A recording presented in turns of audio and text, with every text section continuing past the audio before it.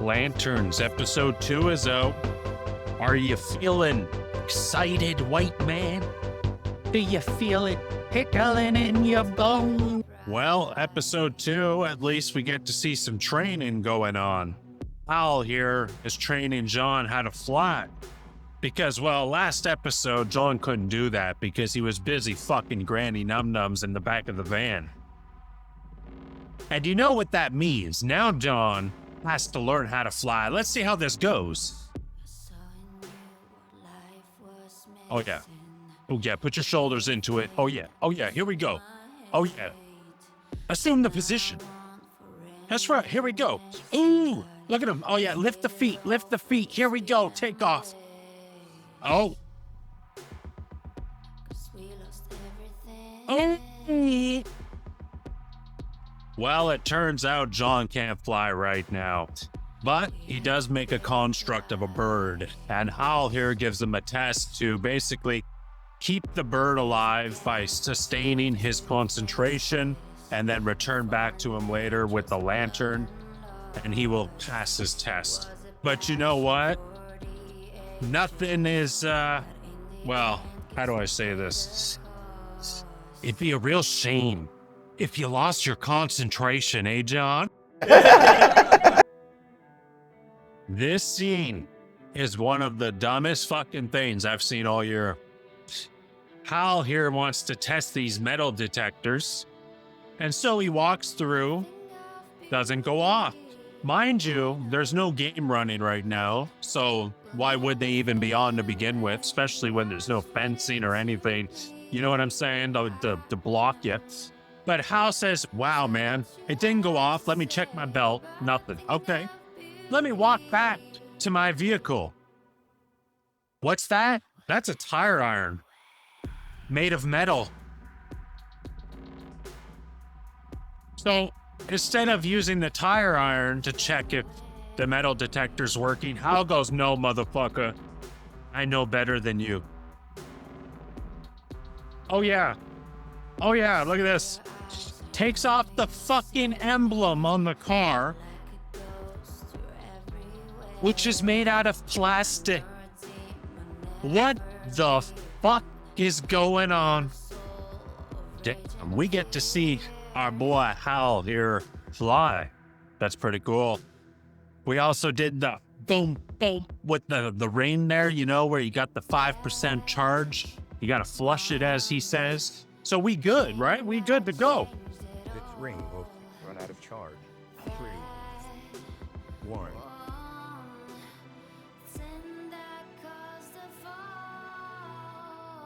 You're telling me that him hovering just that slight bit off the ground consumed all 5% of that charge?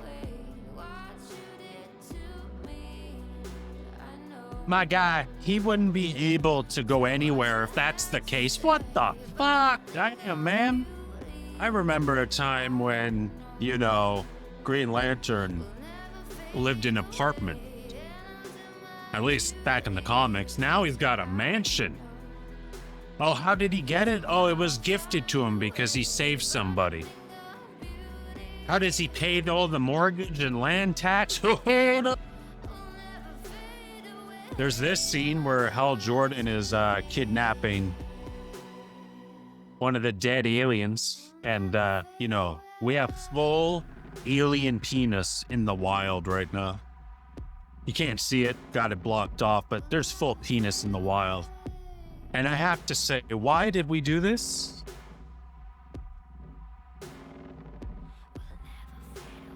I mean, this scene could have been done without doing that. It was pretty weird. But anyway, you get a lovely scene with this plant monstrosity. That's what I'm going to fucking call it. His name is Earl. You know, Hal sends John to feed him. And he's feeding him meat. Hamburgers used to be my thing, too. Yeah. Oh, yeah, give it to him. There it is. This is actually kind of cool, I thought, because these things were in the comics as well. This is a deep cut. I am okay with this. I like this.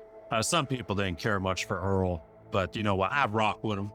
Oh, yeah. Here we go. John is returning the key to the mansion, to the rock that he found it. And I mean, Well, you already know. Oh yeah, come on, John. Come on, John. Oh, shit. Oh.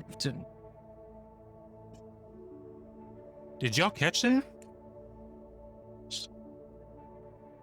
Did y'all just see what I saw right there? That's crazy.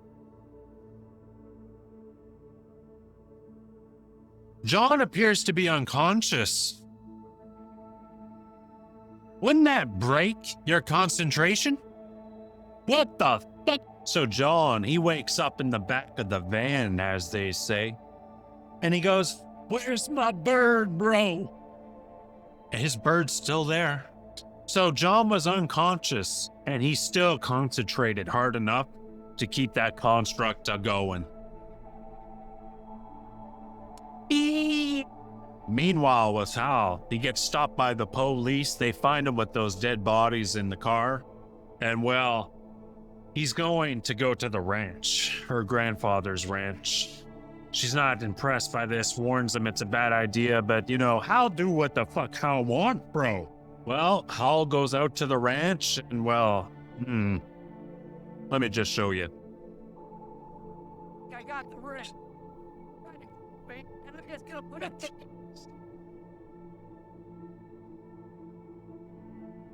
Well, I guess the show's over then. Let's go. This is one of those scenes, one of them dumb scenes.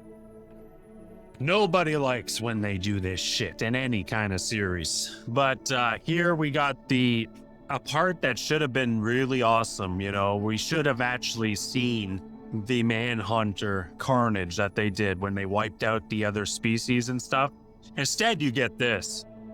Boys, your pizza. John, do you see what it feels like? Do you see it, John? See it? Do you see what it is? Do you fucking see it, John? See it? See it?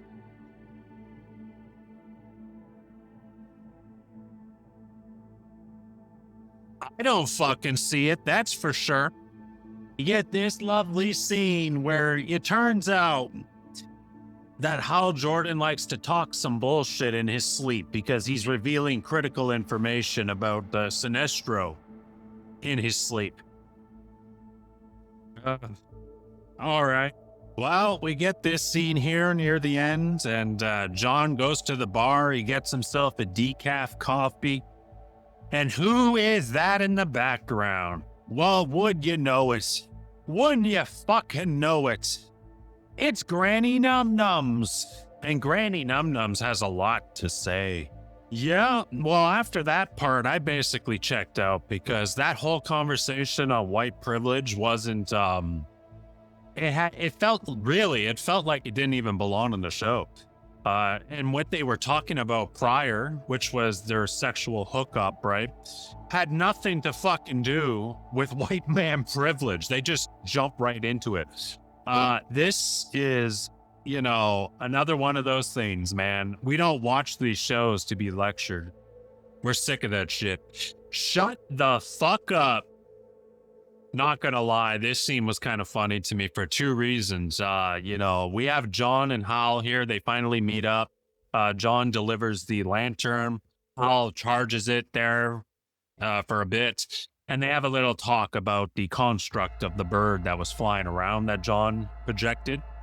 And it's basically turns into this thing where John is just bragging, you know, and it goes on for a while.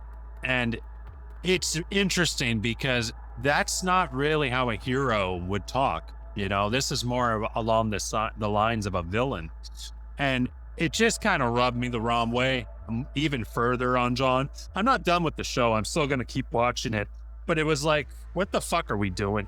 And then the ending, which in my opinion, I like the ending of this episode. I think it's also the best moment so far across both episodes. But Hal here is in his suit. The suit looks kind of iffy though. But yeah. And then he's here visiting Sinestro, which is pretty cool. It's always nice seeing Sinestro. You know, and he has a cool little line. Like Hal says, "Hey, what do you know about the Manhunters?" And Sinestro says, "Well, they pose the second greatest threat to you." And then he says, "How about you tell me about John Stewart?" Which is true. John is, well, single-handedly the biggest threat to Hal Jordan. This is absolutely true. Because ultimately, you know, John is here to take over Hal's job, right? Take the role. So I did like this part. I think it was the best of the 2 episodes so far. You know, ultimately, like, I don't think it's a absolutely garbage show like some people do out there. I think there's some moments that are just not very bright. And on top of that, you know, it's a little slow right now, but it might get better. I'm willing to admit that. I hope it does, you know. This part here with Sinestro definitely piqued my interest, and I'm definitely going to continue with the show. I want to see what else happens. And that'll be it for this. Lanterns, what do you guys think? You let me know in the comments below. I'll catch you guys later. Peace.